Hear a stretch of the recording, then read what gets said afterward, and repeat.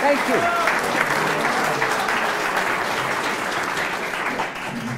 And I would like to introduce my partner in crime for today's event, Yoko Arthur.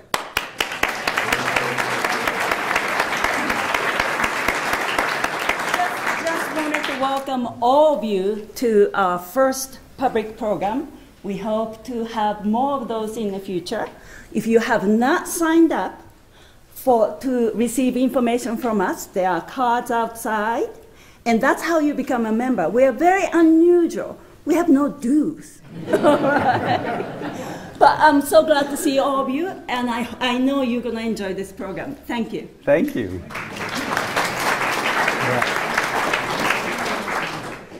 As you see, Wagner is very popular. And this is not because his works are easy to approach or easy to understand or even easy to sit through in their full length sometimes. We're going to give you a shortened look at one of his great masterpieces, Tristan and Isolde. So, of course, I'm going to give you background on Wagner and the music and everything. But for a minute, I just want to give you an overview of what's going to happen. We're not going to have an intermission today. We'll run this as an hour and a quarter, and then we'll all go have refreshments together. The Santa Fe Concert Association has been doing these Notes on Music series when I talk about Liszt or Schumann or Chopin or Mozart. This is the first time we've had a collaboration, and we're very happy to do this with the newly formed Wagner Society of Santa Fe. So, as Yoko said, there will be more Wagner events. They have not yet been determined. There will also be more Concert Association events, and they have been determined. So I'm just going to tell you very quickly that on Thursday and Friday of next week, the Moscow Festival Ballet comes to the Lenzik. That's the 2nd and 3rd of February. On the 7th of February, the wonderful comedy team of Igudisman and Jew come to the Lenzik. On the 16th of February, the great pianist Stephen Huff will do a recital of Beethoven, Scriabin, Liszt, and Huff, his own. On February 28th, I'll be back here doing an evening of Rossini with 2 wonderful singers. On March 1st, Patti LuPone comes to Santa Fe at the Lenzik. That may be sold out already, but it's worth a try. The 3rd of March is Apollo's Fire, singing erotic music from Spain and Italy of the 16th century, okay? On the 6th of March, we have the St. Petersburg State Orchestra. On the 11th of March, the Red Star Dance Ensemble and Chorus, and the season finishes on March 20th with the Swingle Singers at the Lenzik. So all of this is in the little brochures or program books which you can get after this out in the lobby. So, Richard Wagner, born almost 200 years ago, caused perhaps more change in the world of music and certainly the world of opera than almost any other composer. His beginnings were ordinary in the sense that there was nothing in the first 25 years of Wagner's life and music that suggested he was going to revolutionize the way the world thought about music drama and about music in general. He was the 9th child in a poor family. His father was the accountant for the police department. And the father died 6 months after Wagner was born. And his mother remarried a man who was involved with the theater. This was helpful for Wagner because immediately, as soon as he was exposed to theater, he was fascinated by theater.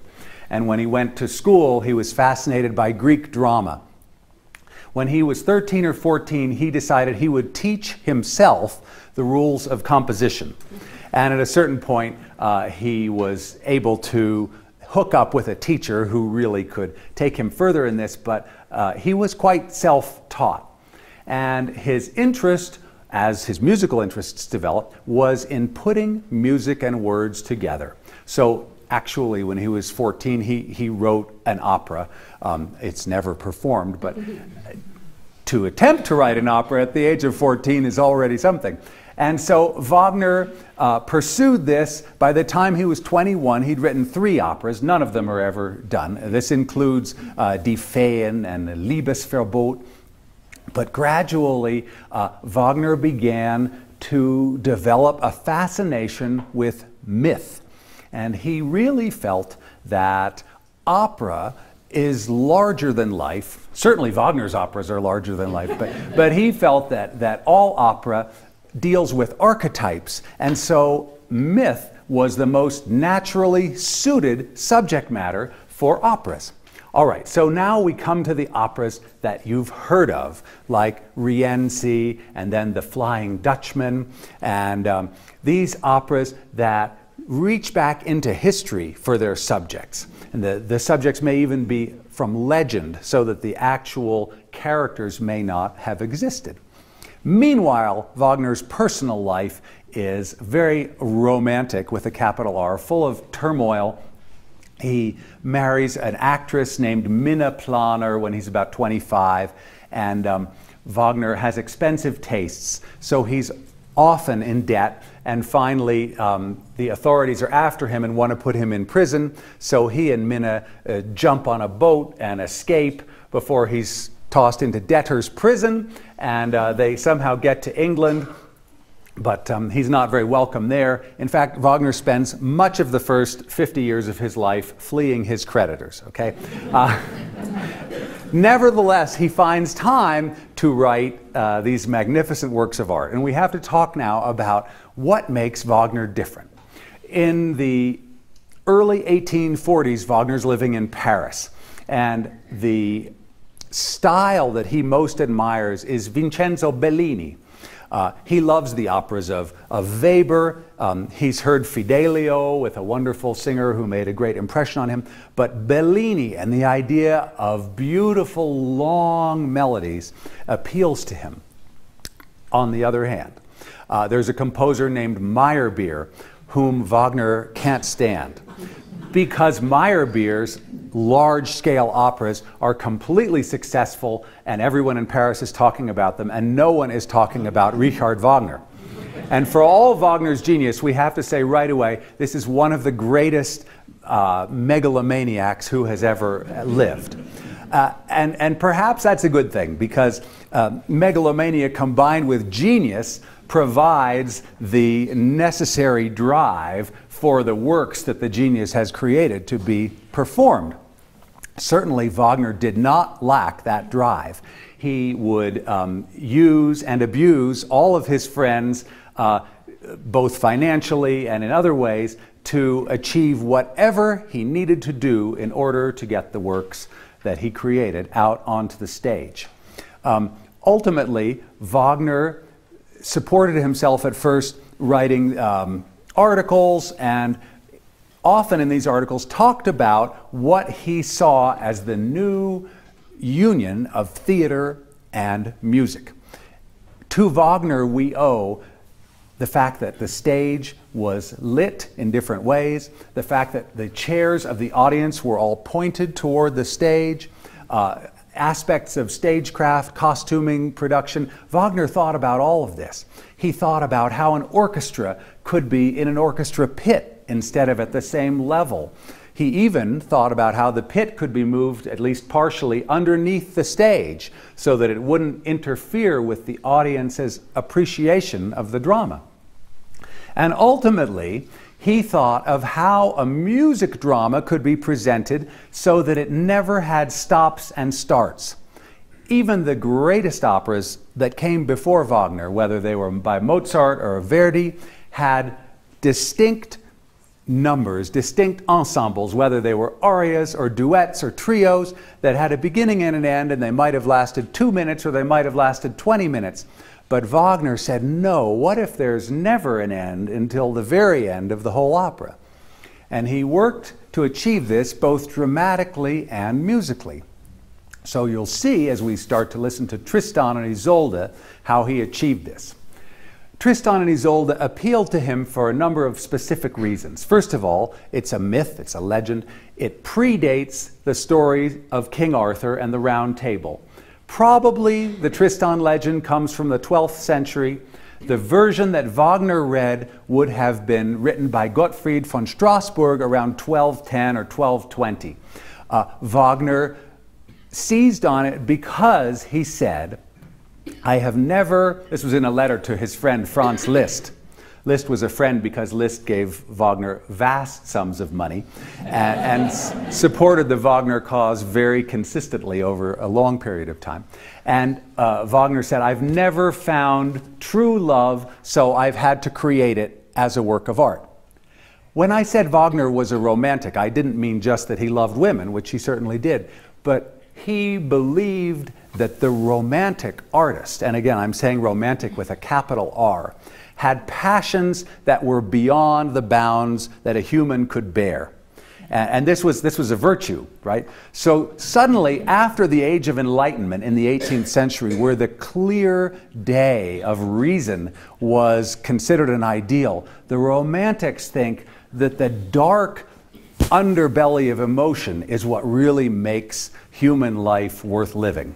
So Wagner is not the only person who felt this way. There were other composers and poets and writers who all believed that exploring all of our most difficult emotions in turmoil was the purpose of art. Essentially, the artist was redefined. The artist had to be someone who was in turmoil, and Wagner certainly, personified this in his life. So we have a whole new way of looking at art and the artist. Wagner then sets off to write Tristan and Isolde and does not want to use the musical language that his predecessors, even the ones he loved like Beethoven and Weber and Bellini, used. But he finds a musical language which never reaches a cadence, a moment of technical discussion. If a piece goes on for a minute or two and then goes, we know that it's over and we clap. Wagner makes sure that when it's almost over, that it goes and leads off somewhere else so that we can't clap. And so he's able to suspend the moment of finality in his operas for hours. Now confess it, you're all here, so we do love this man, even though sometimes you're sitting there and you think, wow, this just goes on and on and on. And yet, Bernard Shaw said, Wagner has very long, he says there are wonderful moments and very long 15 minutes, I think he said. But the other tool that Wagner used to keep the audience engaged is something that we now call the leitmotif, the leading motive. And what is a leading motive? It's a very small unit of maybe 3 or 4 notes, 10 notes, that can recur hundreds of times and is a compositional glue that binds a gigantic work together. So although you couldn't possibly memorize Tristan and Isolde after you're hearing it for the first time, you would undoubtedly leave the theater having memorized some of these tiny musical motifs that recur over and over. And Wagner uses this as a technique. How can a composer, after all, create structure in a work which is 4 hours of music? You can't rely on sonata form anymore. So, paradoxically, the longer the work is, the smaller the units are that hold it together. Because Tristan and Isolde is a story about love, the most important motifs are the motif of their love, and then the motif of longing. You'll notice that in both of these motifs there are notes that are adjacent to each other chromatically. Ya-dee-dee and ya-da-dee-dee. That means that there are no notes in between them on a piano. For all of Wagner's innovations, he did not introduce the quarter tone, but I suppose if he had the chance, he probably would have done that too, because Wagner stopped at nothing to create what he needed. If the orchestra of 1860 didn't have the instruments that he required, he invented new instruments. He really did that. If the theaters that existed didn't have the pit or the stage that he required, he built a new theater. He did that too. So Wagner was someone who realized his dreams even if they didn't exist already. Sometime around 1850, Wagner came in contact with the works of Arthur Schopenhauer. Schopenhauer had a tremendous influence on Wagner, and Schopenhauer believed that human beings have pain because they want things. Schopenhauer said a person can do what they want, but they can't want what they want. What you want is built into you somehow, and there's nothing you can do to control it. You have urges, you have desires, and that will ultimately cause you suffering. So Wagner, who felt that part of being an artist was being a suffering artist, naturally felt that Schopenhauer was saying we could strive for detachment but never realize it. So Tristan and Isolde is an opera about obsession, the absolute inability to free oneself from the longing for love, love of every kind, sexual love, spiritual love, complete and total, absorbed, obsessive love. The story goes like this. There are lots of versions of the story that came from the chivalric times, but the version that Wagner writes, and Wagner always writes his own words, as you know, starts with Tristan and Isolde on a ship. The ship is bound from Ireland to Cornwall. Isolde is an Irish princess. Tristan's uncle rules in Cornwall, and Tristan is going to bring his uncle a bride. The bride is Isolde. Isolde doesn't want to be there. But there's some backstory here, which fortunately Wagner didn't include, or the opera would be 7 hours long. So the backstory, in short, is this. Ireland and Cornwall have struggled with one another for decades. There was a warrior, a giant in some legends, named Morholt. Tristan is the only knight brave enough to slay Morholt, and he does. But Morholt is engaged to an Irish princess named... Yes, and Isolde, having just lost her fiancé, has the opportunity to kill the man who has killed her fiancé. But instead, he looks into her eyes. And at that moment, she makes another choice. She decides, because she comes from a line of sorceresses, to use her healing arts to save his life. Now, she doesn't know right away who he is, because Tristan changes his name, switching the two syllables around, to Tantris. See, Tristan, Tantris. And she doesn't get this right away. But she figures it out. She figures it out soon enough that if she had wanted to do him in, she could have done it. And she doesn't. All right. So now she's on a ship with Tristan, and Tristan is ignoring her, but is instead taking her to his uncle so that she can marry him. All right, now I told you she's from a line of sorceresses, and her mother has packed her bag not only with dresses, but a couple of potions. Her mother knows that Isolde may not really love King Mark, that's Tristan's uncle. And if this love doesn't happen naturally, she's included a love potion so that King Mark and Isolde can take this potion and love one another. But if it's really bad, she's included another potion, which is a death potion. So Isolde has all of this at the ready, and she tells Brangäne, her confidant and attendant, to go get Tristan and bring Tristan down so that they can speak one last time before they reach Cornwall and King Mark. Tristan doesn't want to come, but Brangäne eventually forces him to go see Isolde. And Isolde says, the least that you can do is drink with me, because we know what our past is, and who knows what our future will be. Well, they both know, because Tristan knows that this is a death potion. Isolde gives the cup to Tristan. Tristan drinks from it. Isolde drinks from it. And guess what? Brangäne, the faithful maid, has switched out the death potion for the love potion because she can't bear to see this happen under her watch. And so, suddenly, Tristan and Isolde, who should be enemies, look at one another, and after a Wagnerian pause of considerable length and several leitmotifs, throw themselves into each other's arms, just as all the sailors are singing, "Oh, here we come."